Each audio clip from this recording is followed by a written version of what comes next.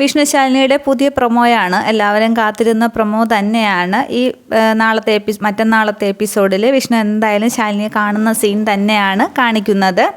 വിഷ്ണു ആണെങ്കിൽ അമ്പലത്തിലേക്ക് ആ താലിയും മാലയും ഒക്കെ സാധനങ്ങളൊക്കെ ആയിട്ട് എത്തുന്നുണ്ട്.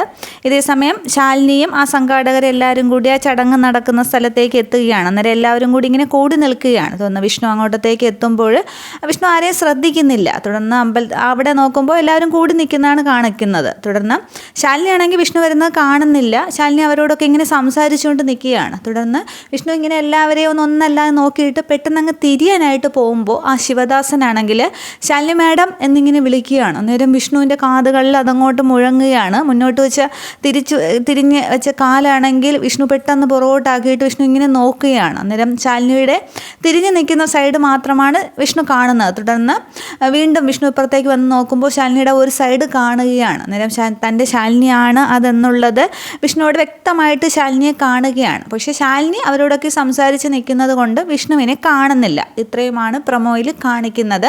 അപ്പോൾ എന്തായാലും ശാലിനി നേരിട്ട് മറ്റന്നാളത്തെ എപ്പിസോഡിൽ വിഷ്ണുവിനെ കാണുക തന്നെ ചെയ്യും. പക്ഷേ പിന്നീട് എന്ത് സംഭവിക്കും എന്നുള്ളത് ഇനി അമ്മയ്ക്ക് കൊടുത്ത വാക്കൊക്കെ ആയിരിക്കും വിഷ്ണു ആലോചിക്കുന്നത്. അപ്പോൾ ശാലിനിയുടെ മുന്നിൽ ചെല്ലാതെ വിഷ്ണു തിരികെ പോകുമോ, അതിനു മുമ്പ് ഹോസ്പിറ്റലിൽ നിന്നും ശ്യാമയുടെ കോൾ വരുമോ എന്നുള്ളതൊക്കെ നമുക്ക് എപ്പിസോഡ് വരുമ്പോൾ കാണാം.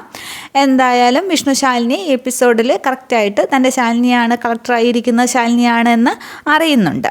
അപ്പോൾ വീഡിയോ ഇഷ്ടമായാൽ എല്ലാവരും ഒന്ന് ലൈക്ക് ചെയ്യണം, കമൻറ്റ് ചെയ്യണം. Okay, thank you.